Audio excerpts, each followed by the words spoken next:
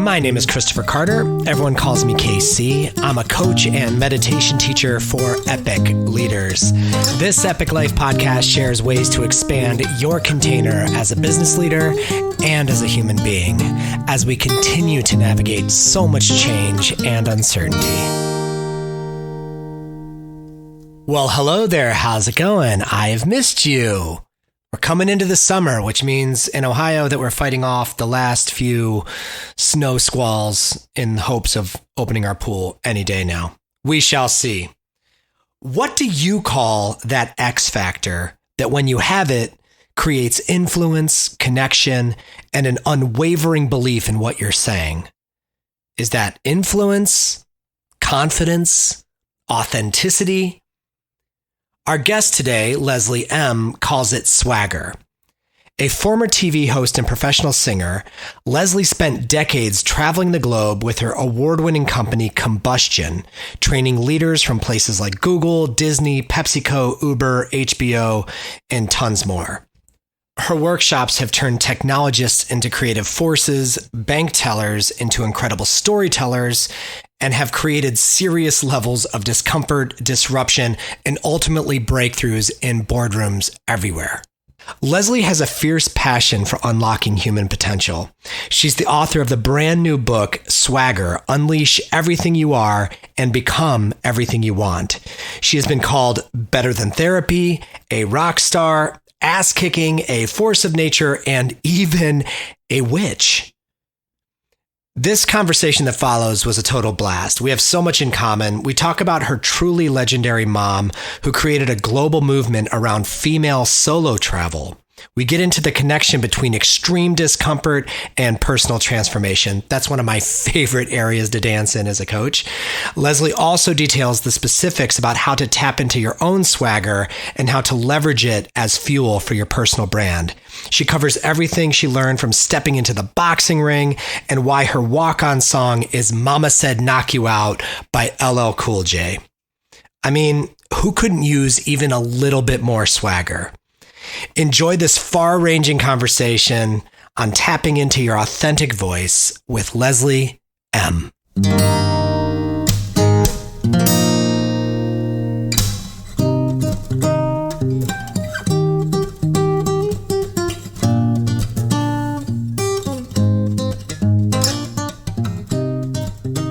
Leslie M., welcome to this Epic Life podcast. I've been waiting for this one all week. When I started to get into your material and all of your backstory, not that I completely stalked you to the ends of the internet or anything, but I started wondering what took us so long to find each other.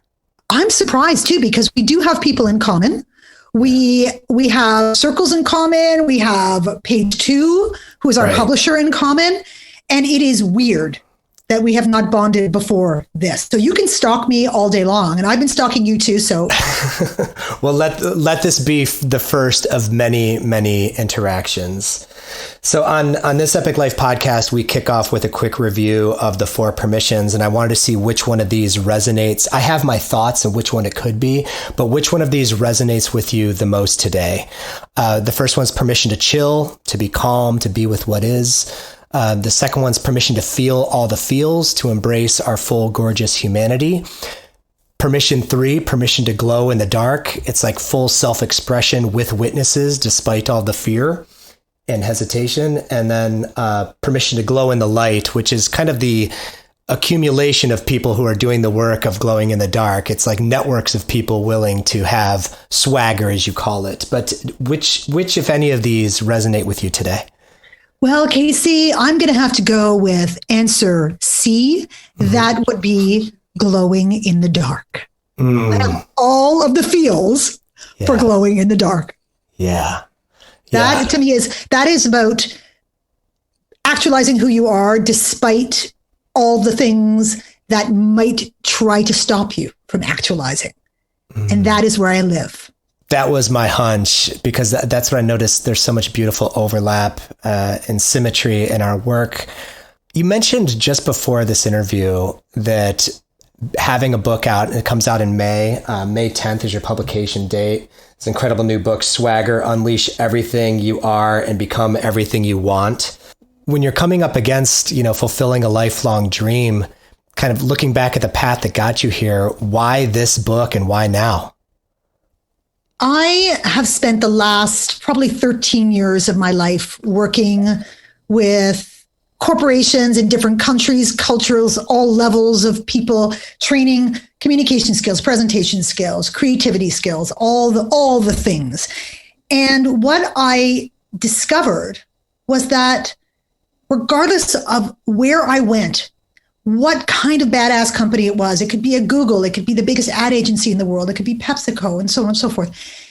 People at the end of the day just did not believe that they could show the world who they really were and still find the success that they were dreaming of. They just didn't think that they were good enough to get what they wanted.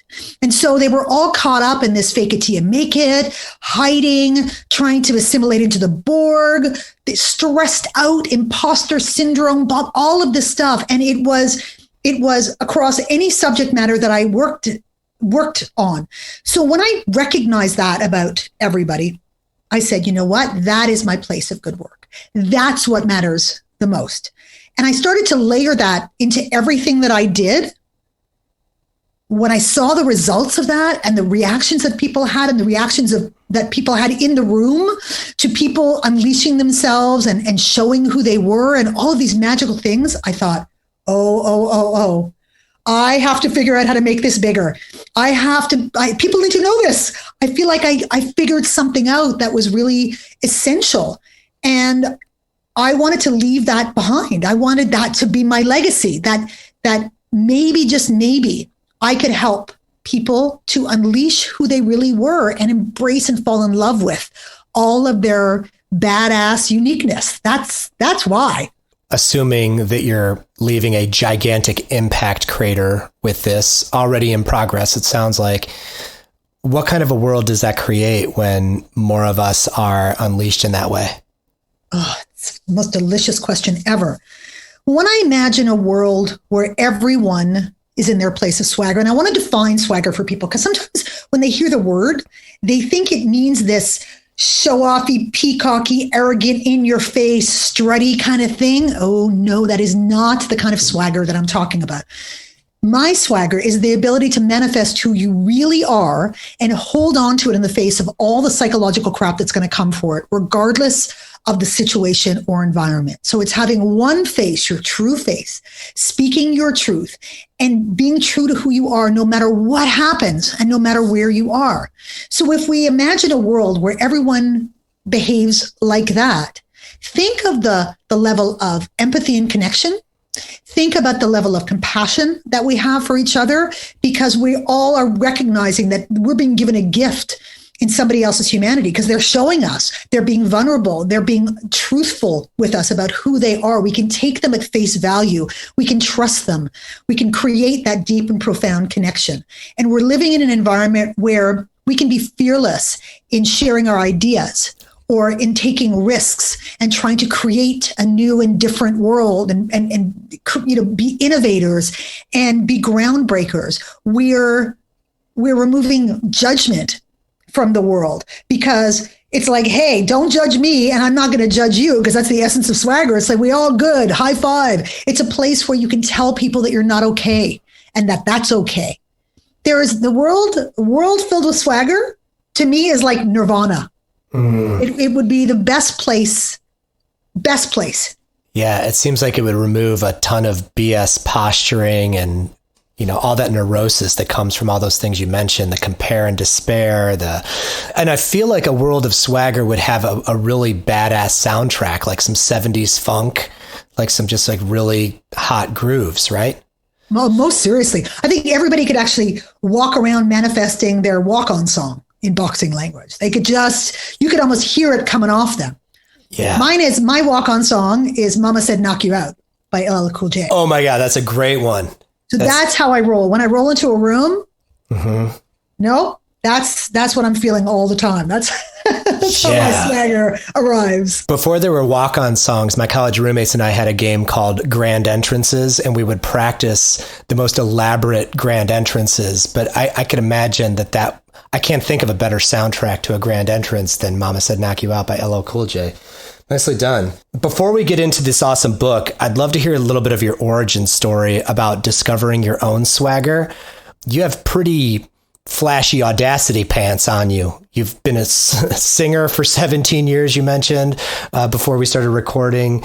You've had this incredibly successful company called Combustion, which is, in its name, has its own level of audacity to it. But what kind of sets you up in life to have or discover this level of swagger? And was it always there? I was incredibly fortunate to have been raised by amazing parents. And in particular, my mother was the voice that was in my head all the time. And she raised my sister and I to be absolutely fearless, to step into possibility, to not follow the rules, to take risks, and to make our own lives the way that we wanted to. They were quite hippies, but I guess back in the day, they were unconventional for sure. They were both entrepreneurs. We were never conditioned to work for the man or to know we weren't expected to know what we wanted to do. And anytime we would aspire to something and say it out loud, my mother would say, "Well, why not you? Someone gets to do that cool thing in this world. Why not you?" Wow. And she would wait for an answer. And if we came up with something in our minds that was a barrier, she'd break it down so that we were conditioned to just go after. She used to say, if you don't ask in this life, you don't get. If you don't put yourself out there, you don't get. I mean, the countless things that she taught my sister and I, and my sister is a very well-known media personality in Canada as well. And we both, in our very unique ways, because we're quite different, my sister and I, but we followed quite similar paths because we just went out and went after whatever we wanted. But we were raised to have generosity of spirit, to give as much as we get, to be in it with people, and to never put our own egos first. We were not allowed to take ourselves too seriously in our house either. You took what you wanted to accomplish seriously, but you didn't take yourself too seriously. And failure was like, who cares? Who cares? What's the big deal? There was no such thing as failure in my house. Absolutely not.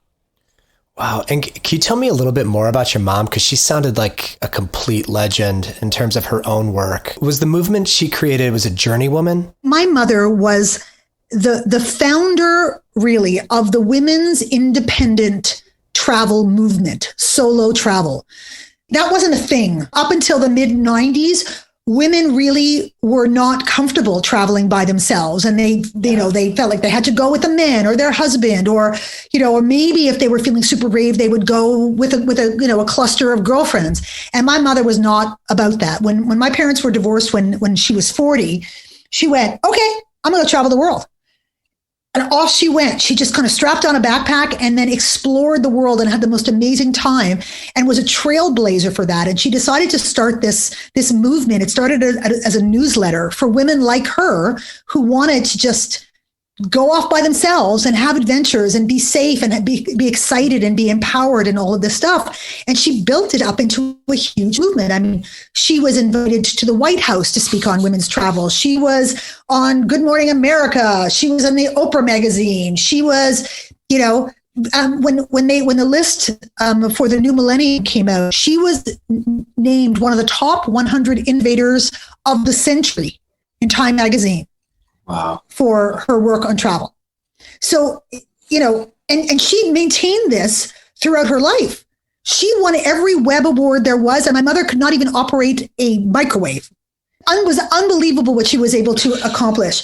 She embraced technology. She embraced social media. I mean, she built this incredible social media community of women, and she was still traveling the world and kicking ass up until she died from cancer a year and a half ago. And at the time of her death, she had 40,000 followers on Twitter. When she passed, the outpouring of appreciation and the significance of her existence to thousands and thousands and thousands. I mean, she had about 75,000 women, as part of her immediate network. It was unbelievable. I mean, she walked the talk in terms of legacy. It's mind blowing. It is really incredible. When I was reading about her, I saw so many parallels to what you're doing and writing about now in your book. And it also reminded me of this other amazing book called The Perfect Vehicle. I don't know if you ever tripped over this book, but it's written by a woman. Her name is Melissa Holbrook Pearson. She's from Akron, Ohio, which is where I live. But she takes these solo motorcycle excursions all over the earth, like a solo woman riding through the Congo in Africa with no security, decidedly not female-friendly zones of the planet, And I just think of the bravery and the power of that. And I would be surprised if she wasn't in some way connected to her or influenced by your mom's. Remind us your mother's name. My mother's name is Evelyn Hannon. And the amazing thing is that Journeywoman lives on, because there was a woman named Carolyn Ray in our lives, in my sister and my life, who, when my mother was sick, was really interested in continuing the legacy. That was really important to her. And we talked about it with my mom and the three of us, the four of us together. And we all agreed that Carolyn was the right person to pick up where my mom was leaving off. And so my mom was able to give Carolyn her blessing and hand over the Journeywoman mantle to Carolyn, who is keeping it alive. It's a beautiful thing. She's growing it. She's evolving it. It is sort of Journeywoman 2.0, but she's keeping the essence of what my mother is and was, and is so reverent to my mother's memory and celebrates it. And in fact, there's in Toronto, there's the Bata Shoe Museum of all things. It's Bata Shoe. So there was a museum of all these amazing shoes. And my mother was known for her red boots that she used to wear all over the world. Like Wonder Woman boots or cowboy boots? Like, describe the boot. Walking boots. Okay. What better thing for a Journeywoman than lace up red walking boots? Knee high, ankle length? Ankle boots, kind of sturdy. Yeah. Okay. And Carolyn arranged to have my mother's boots in a display in the Bata Shoe Museum. I'm lucky to have had her for as long as I had her. I was very, very lucky. What a gift. And you started working on this book about how long ago? 3.5 years ago. What did your mother think about the name Swagger? What was her relationship to that word? Oh, she loved it. Are you kidding? She was all for everything badass. My mother was fearless and a rule breaker and a groundbreaker, but still somehow very much a lady. She managed this balance. Everybody gravitated towards my mother. I think one of her superpowers was that she could go anywhere in the world and figure out how to kind of sweet talk and seduce whatever culture it was. She could find a way to get people to, come close to her and let them into her lives. That was her favorite thing. She would go to Japan by herself, and 2 seconds later, we'd find out she was invited to go and stay at some person's house. And she's got pictures of her making, dumplings with somebody, and they don't speak the same language at all. And they've bonded, and it was amazing. So she was the most authentic person in my life. So she was all for swagger and the definition of swagger. She was so proud of me. I'd love to learn more about your work in Combustion, in your company Combustion, and how that helped evolve into this concept of swagger, like what you learned over that time to empower this book. I experienced so many proof points of what would happen when I would sort of gently crack people open and get them to reveal who they really were, even for a moment, and let other people see it and react and respond to it. When you show someone how they are seen, truly seen, that they can be seen and not just accepted, but celebrated, because they're better when they are authentic. They're better when they're real. And in a workshop setting, you're trying to show them how to be better. That's your purpose there. Right. So I get the green light to go and make people better. So it's a very practical and pragmatic approach, but my little sneaky, subversive aim was, how many times can I show people that they already have what they need if they step into it? Mm. So for example, I would get up in presentation skills, I would get people up one by one and pull a little talking strip out of a hat and then tell a story. I would then make notes about how they're coming across, but more importantly, everything that I can see that they are trying to hide, because that's my superpower, is to truly see people. So it was always like a psychic reading. And then I would tell them what I was seeing, and it would blow their minds. They would say, how could you see that from what I was doing? Because they're in their corporate robot persona. They're trying to do like a corporate presentation vibe, and I am not having it. And when I say, it's because I see you and I see everything you're trying to hide. But here's the thing. Everything you're trying to hide is so much more interesting and so much more valuable and so much more authentic than all of the things that you're trying to show me. I would reset them, give them permission to fly their freak flags high, and then get them to do it over again. And you could see everybody else in the room, all the participants, their mouths would just drop open with how incredible the person was from time A to time B. Yeah. And then I would say to the room, okay, what do you think, guys? And they would go, oh my God, you were so much better. It was so much better. It was so amazing. People would cry and hug and cheer, and all of these beautiful breakthrough moments would have. And every single person in the room would have to go through it. Wow. So they were terror. I mean, can you imagine the terror sitting there waiting for your turn, knowing that I'm probably going to turn you inside out. Yeah. And I create that environment, and I do not tolerate anything that is less than that. But fortunately, I have never had to deal with anything other than absolute grace from humans, because when you show humans who you are, they love it and respect it and are connected to it. That's what's so important. They go, we're the same. I support you in this because we're the same. That is what was the foundation of all of that swagger work, was being able to do that for people. And it didn't matter what the subject matter was. I would always find a way. Yeah. I have so many questions. First of all, it sounds a lot like I'm an ontological coach. So I'm always looking at the being versus the doing of things. And what you described, when that embodied spirit shows up, the fullness of a person, is powerful, because it's their whole being versus that limited facade that we get trained to show. But one of the things that's most striking about your work is you seem to have this limitless threshold for discomfort.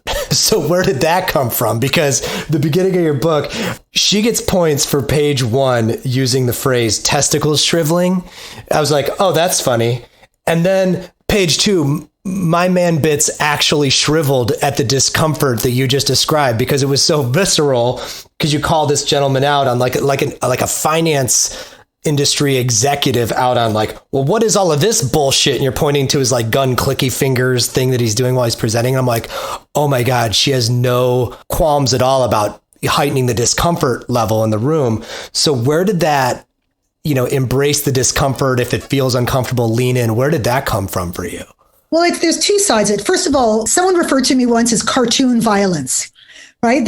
Or tough mother love. That's kind of what I'm all about, because people are not really afraid of me. I'm a lot of person, but they also know that I have the capacity to contain them, that I've got their backs, that I will protect them, because I'm a fierce little creature. And when I am working with a person, especially in front of a room, they have all of me at their service. Mm-hmm. And I will not let anything bad happen to them. And I say to them, you look me in the eye, and look me in the eye, I'm going to tell you, nothing bad is going to happen to you on my watch. I will not allow it. It will not happen. So I want you to just trust me on this one. I've done it a million times. I got you. I can hold you. I can contain you. I got you. And people go, okay, because I'm fierce. I'm fierce. I'm fierce for you, and I'm fierce with you.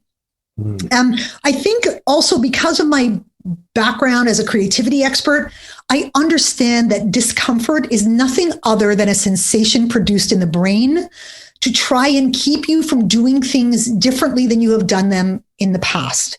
Yeah. It is the brain's way of trying to ensure the species.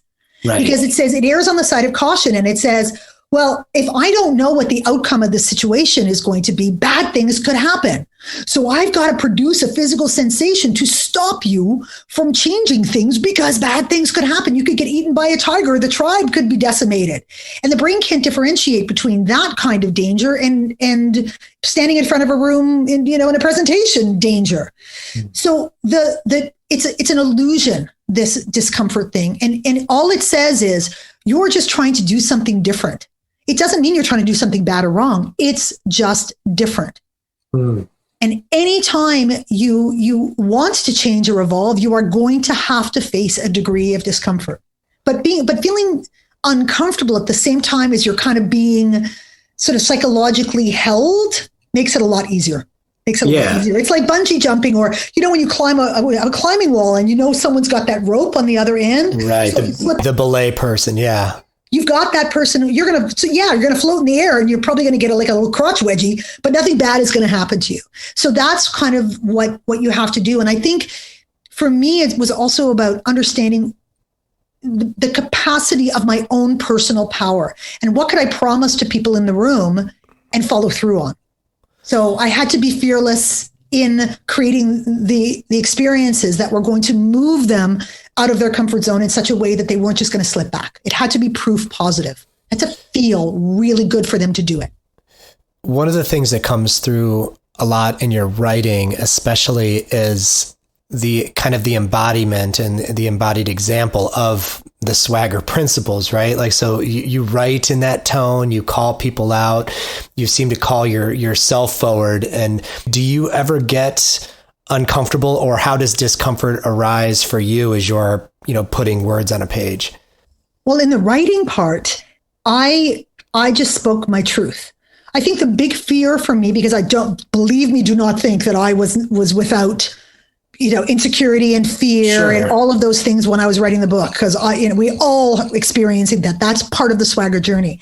The thing that was the most important to me was making sure that those words were in my voice, that reading the book was the same or as close to it could be to being in the room with me or talking to me. Yeah. I didn't want there to be a disconnect between those two things. And because I have a background as a writer, you worry about your craft. It's the craft now. It's not just being a subject matter expert and wanting to get your good content on paper. Yeah. It's about the craft of writing. And that was the thing. It was to not limit myself and to make sure that my voice was coming through, because I knew that the stories that I was telling, they were other people's stories. For the most part, I tell a couple of my own stories, but for the most part, I am in service of other people's stories. And I would write a story, and then, of course, I would give it to the person to review and say, does this represent your experience? Are you comfortable with this? Do you like this? I gave them the opportunity to change their name if they wanted to, whatever was going to make them comfortable. And every single person had their own version of crying when they read it, because they said, that was my moment. That was my experience. You captured it. That's what happened to me. That's how it felt. So that to me was the validation that I needed, that I was being true to the stories and respecting and celebrating those stories and honoring them. And that I was being true to my badass voice. So I think it was more like I had to trust myself a lot.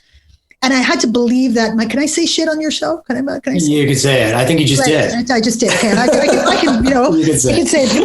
Yeah. I had to trust that it was correct. Yeah. That it was robust. That what I was saying was real stuff. And I also, here was a little secret of something that I did.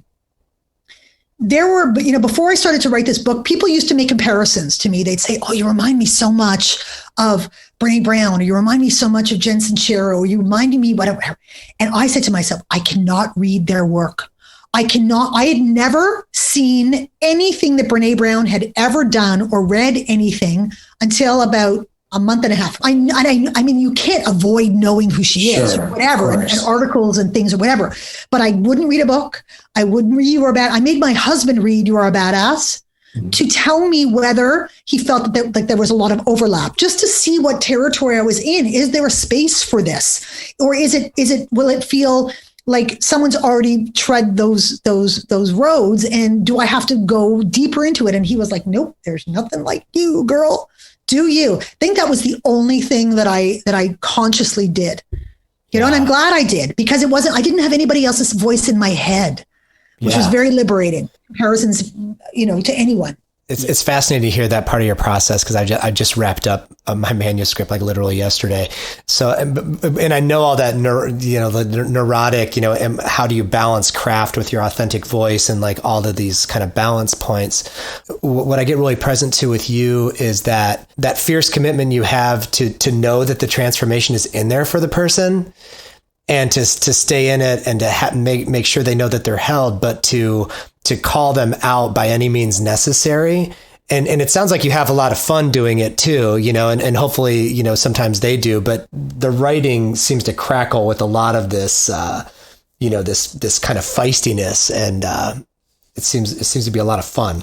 It's kind of like if you know what your purpose is in this life, and you know that you have limited opportunity to be in front of people and to work with people, you got to do it fast and you got to make it count. And so that's part of what I say to people too. I have a whole speech that I make when I'm standing up in front of rooms to kind of prepare them for the experience, because I don't want to upset anybody. I don't want to scar anybody. I don't want people to go, oh my God, and it rarely happens. Like, I'll have people 10 years later say, I'll never forget what you taught me, or that was like the best, worst day of my life, or that was the hardest but most rewarding experience, or, oh my God, I'll never forget that, whatever, because people don't remember it unless you made them feel something.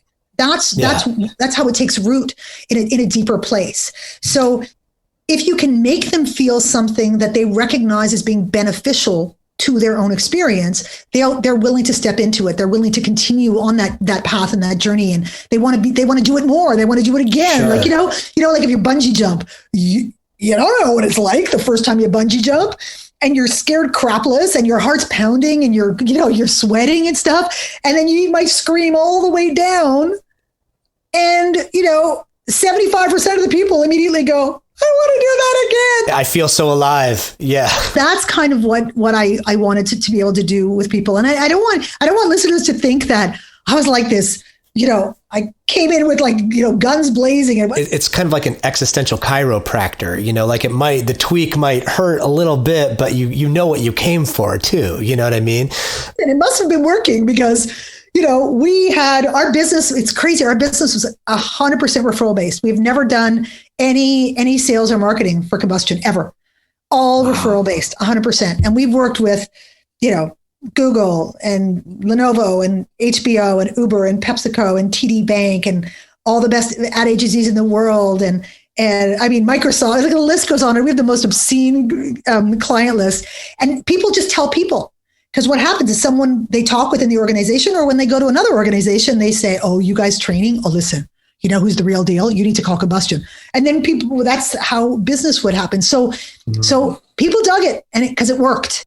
I think the thing to underline there for my listeners is make people feel something, because that's what they'll talk about after, and that's my experience of doing retreats and stuff, is if they feel it, you're golden. It's the best marketing there is. Break this sentence down for me. Swagger is not about perfection. It's about being a flawed badass. So a lot of people would associate swagger with this self-assuredness, that veneer, that impression of having all that. It's not about that though. It's about self-acceptance first, because we are all a hot mess. I do not know a single person on the planet who is not a beautiful, perfectly imperfect, flawed, hot mess. Until you just accept that, you cannot even begin to believe that people want to know more about you, or that people want to see the real you, because you're ashamed of it. You think that it's not something that anybody wants to see or to experience. And you're wrong, because they do. They want to see in you what they see in themselves. They want to be able to create that connection. And if you don't fall in love with yourself, you're not going to be able to break through those blockers. You're not going to have the courage to break through the blockers. Because look, we all come into the world swaggery badasses. We come into the world unfettered by insecurity, and unfettered by fear, and unfettered by ambition, and all of those things that stop our swagger from emerging. But inexorably, little by little, the world just chips away at who we are, all the criticism, all the comments, all the negativity, all the pressure, all the expectation. And one day you say, who am I how did I get like this? What happened to me? That's what I want to undo in people. I want them to see that there's a way back to feeling like they did before all of these external forces became internal forces. That's what is magical to me. So the way back is that self-acceptance piece?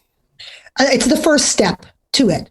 Because if you don't believe that you got some stuff worth saying, why would you want to unleash it on the world? Right. And so there's a different thing than the way that I break it down is this. On the outside, this thing that people are seeking is confidence, and they'll do anything to get it.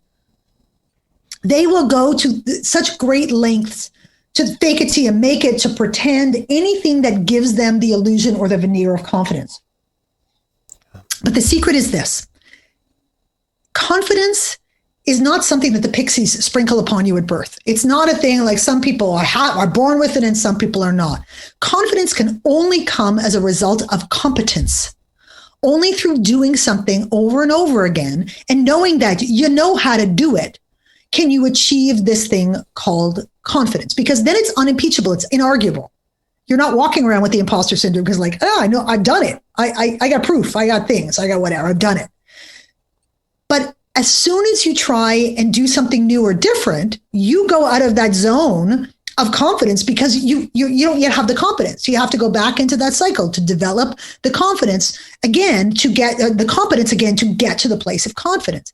But then there's self-belief, which is very different. And self-belief is that sense that you can jump off a cliff and you're not going to die. That the terrible things that you imagine are not going to happen. Without self-belief, you can't begin that process of unleashing your swagger. And if you don't believe that your truth is something that needs to be spoken and that your intention is worthy of being shared with the world, then you don't have the motivation to get it out there because you don't think anything's going to change. You don't think it's worth it. So self-acceptance and self-belief and intention and truth are the drivers for unleashing and manifesting your swagger out in the world. It feels to me like swagger could be distinguished as like a really healthy sense of confidence where you're able to see and accept the entirety of yourself, all of your collective competence, experience, flaws. Yeah, inexperience. Wherever you are on your journey. I always say to people, you're only supposed to know as much as you know now until you know more. So instead of worrying about what you don't know next, embrace what you know now and use it as a way to get to the next step. And human nature dictates that. So I don't know why this is a big secret. People seem to go, wow, that's so smart. I'm like, really? I don't think that's so smart.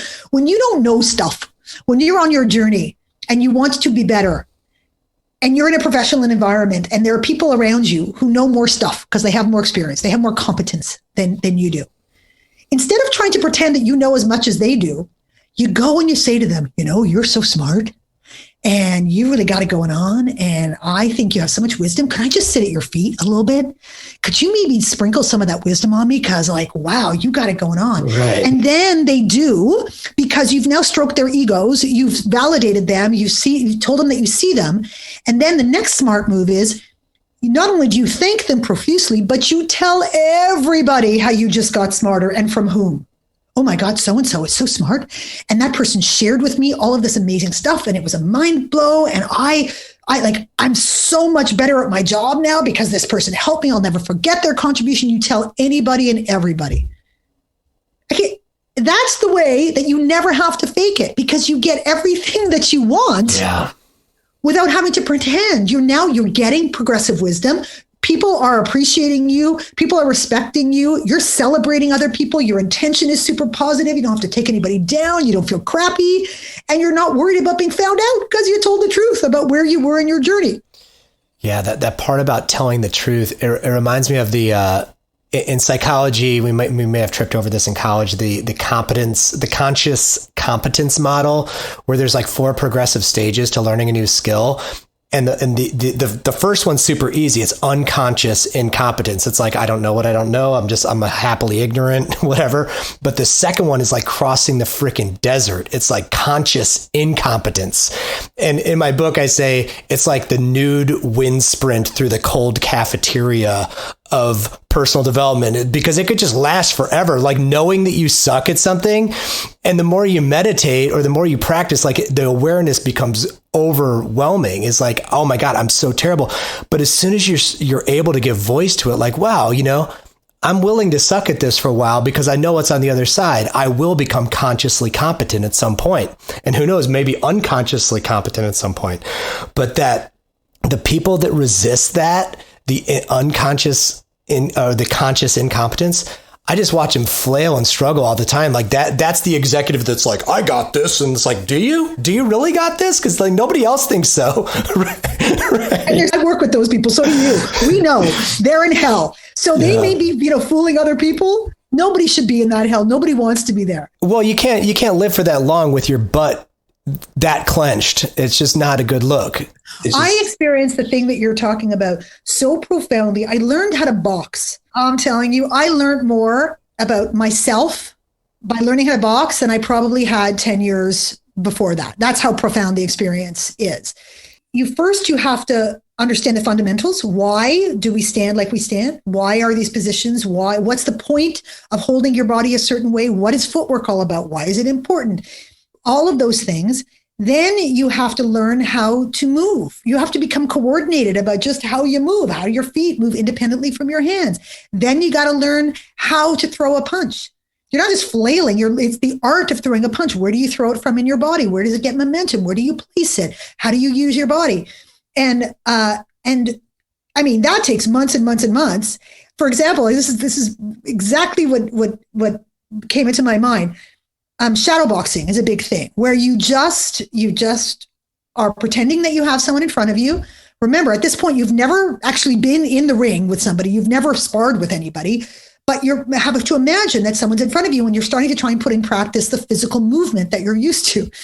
And of course, I'm in this big boxing gym. I have this amazing coach who is my person. I go to pray at the Church of Virgil because his name is Virgil. And the whole point of shadowboxing is watching yourself in the mirror and seeing what it looks like. Where am I placing it? Am I in front of myself? Actually, I'm shadowboxing now for listeners. I'm actually doing it because I can't help it. I could not watch myself.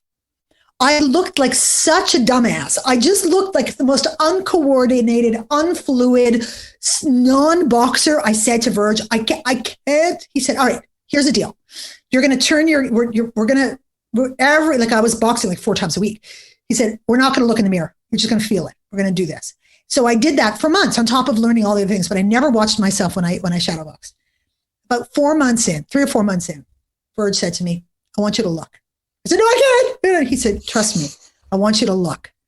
And I turned around and I watched myself shadowbox and I went, oh my God, I'm starting to look like a boxer.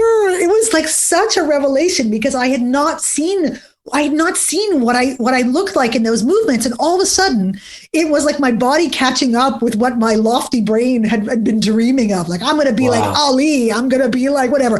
No, so not, and it was, I boxed for 2 years before I really started to spar. And I decided to commit next level when I joined the Fight to End Cancer team. I actually trained for 6 months as an Olympic style boxer, 6 days a week, but 3-4 hours a day, in order to raise money for cancer research and to step into the ring for my debut sanctioned amateur bout in front of 900 people at a black tie event. That's what I did. Did you want to puke before you did that? What was going on? Were you excited bbefore you stepped in the ring or were you nervous? It was one of the most profound moments in my life. And if I talk about it too much, I'm going to cry. So I just let me say that I'm a highly competitive person. So all through this, even though we were a team and we knew each other, we didn't watch each other spar because that was not allowed, but we all trained together. So I knew who I was fighting against. By the way, she was like 4 or 5 inches taller than me and her reach was about 4 or 5 inches taller than me, just saying. But I wanted to win so badly, I could taste it. And I was visualizing and I was going to win. I raised a ton of money. I raised 30 grand, but I wanted to win so bad. And the day of the night of the fight came, and I was like, I'm going to win. And I did my walkout first, and I'm in the ring, and people are cheering and all of this stuff, and I'm standing in the ring, and I looked around at this, and I thought, this is it. I did it. I'm here. And that intention to want to win drained out of me because I said, it doesn't matter. I did it. I'm about to move from boxer to fighter. This is going to happen for real now. And I just wanted to be in it so hard. First round, she took. Second round, I took. Third round, by the way, boxing is exhausting. Oh, I know. I was going to say, wow, by 3 round, you got to be tired. You are just baked. And third round, we're both just giving it everything that we have. And I remember being filled with such elation and such joy. And after it was over, you know, the judges give their scores and stuff, and you're standing there, and they raised her arm instead of mine. And I burst into happy tears and threw my arms around her, and we hugged and cried. And I got out of the ring, and I turned to Virgin and I said, I want to do that again. I want to do that again so bad. And thank God that I adjusted my intention in time. I talk about it in my book and in the chapter on intention. Thank God I adjusted it in time, because I could have taken something away from myself if I'd had that bull crap intention to win. The attachment to the outcome. Yeah. Yeah. It was so about the experience. It was so about what I had learned, the wisdom that I had learned, and the experience and the people and the joy of it all. It was just, are you kidding me? Oh, it's huge. That's huge. There's so much great stuff in there. One is, you know, the first draft of writing a book, it's kind of like excavating a giant slab of granite from the earth. Like, it's so brutal. I mean, it's beautiful, but it's also kind of brutal. You got to then drag it across the desert. Somewhere in there, I declared to my coach that I want to have a breakthrough in author. And this is what it reminded me of when you said it was like a breakthrough in fighter for you, like where the ability to see yourself in that light and realize you have arrived is so much more important than the small little outcome. Yeah, that would be gravy to win it or whatever. It was to be an author. And so like one day I was sitting there writing, and I realized, like, okay, at what point do I claim this breakthrough? Because I'm obsessing about my book 24/7. I'm talking to my publisher 24/7. I'm talking to all my friends about their books. At what point, like, I'm just going to declare this fulfilled. Like, I'm an author, damn it. So like I made the declaration. As soon as I did, my phone vibrated, and one of my friends, mentors, Jonathan Fields, who happens to be one of my favorite authors, said, "Hey, I heard you're turning in your manuscript. Welcome to the club." That was his text. So it was just like that lightning bolt of like, wow, you know, he doesn't physically see me, but he does. And you know, like those moments where your heroes become your peers, even on a little level like that. It's worth underlining for people listening that, you know, we have to declare these things and claim them versus that forfeiting it by being attached to the outcome. Like, I'm only a fighter if I win the fight. That's like the silliest thing we can do to ourselves. Like, that's what playing small looks like versus the, holy crap, I'm in the ring, I'm doing the thing. Yeah, but that's also about where validation comes from for you. Is it external validation or internal validation? And I have this crazy analogy that I came up with a little while ago, and people go, that's good. I'm like, is it? Because so do you like to eat froyo? Let's establish first. Do you like frozen yogurt? Who doesn't, Leslie? There are people. I don't know these crazy people. Who isn't pro froyo? I mean, come on. So, you know, when you go into the froyo store, and on the back wall, you got those fabulous machines that got the big handle. Yeah. And you go up to them, and you decide what size cup you want. Do I want a small, medium, large cup? You grab the size of cup what you want, and then you get the freedom to go up to the wall of froyo and pull as much froyo into your cup or as little as you want. You can mix up the flavors. You can swirl. You can separate it out. You can put a little weird sorbet in. You can lay your head down right underneath it and just fill your mouth up. You do whatever you want. And then once you're done, when you've got the right stuff in your cup, you go over to that toppings bar. And there's the gummy bears and the coconut and the fruit and the chocolate shavings and the peanuts and the pretzels. And you take a little something and you sprinkle it on top of your froyo. Okay. That wall of yogurt is internal validation. You decide how big your cup is. You decide how much has to be filled up. You decide the combination of things that are going to do it. And you decide which flavor and in what way and in your time. That toppings bar is external validation. It's a little something extra. It's a little sugar high, a little rush, a little whatever, but it's not what's going to sustain you. You're going to get your sustainment. You're going to get full and replete by the frozen yogurt stuff. You're not going to go into the store and take your empty cup and fill it up with freaking gummy bears. And if you do, you're going to have a sugar crash in 2 minutes. So to me, that is the way that I look at validation, that you have to be able to fill up your own yogurt cup. Yeah. And it's perfectly fine and lovely and acceptable and great and more power to you to go over to the toppings bar and say, I'll take a little something, something. Who doesn't want a little something, something from the world? Bring it. But I cannot live on that. I will not be sustained with that. Help my listeners understand some ways to leverage their swagger to either build our business or a brand with integrity. Like, how do we empower this in our businesses to capitalize on it? Well, if you're an entrepreneur or a solopreneur or you run your own business, think of it like this. There's only one you, right? The fact that you're unique is your greatest differentiator by definition, because there's no one like you. So if you do not represent your brand with your own authenticity and authentic voice and standout differentiator, you now have other competition. If you try and sound and be and do like somebody else, you're going to be just like somebody else. But if you trust your own voice enough, your truth, your intention, and you believe in yourself enough to express your brand in a way that nobody else could, just like nobody could write your book and nobody could write my book. Even if books on the subject have been written before, nobody could have written our books because it came from us. And that's what we need to do as entrepreneurs and solopreneurs, is become fearless in taking our place in this world and saying, this is me. I am my business. I represent, and the brand and the integrity are interchangeable. And that's why you choose me over choosing somebody else. It's because you see me and you understand me. In terms of a business culture thing, as we were saying before, what's the benefit? Well, if you are trying to get the best out of your people, if it's your responsibility to get your best out of your people, if you are not creating and modeling swagger, if you're not creating an environment for it, you're not modeling it, think about, just in terms of, business, from a business perspective, what percentage of your employees remains hidden, remains silenced, remains, inhibited. That stuff they're not bringing to work.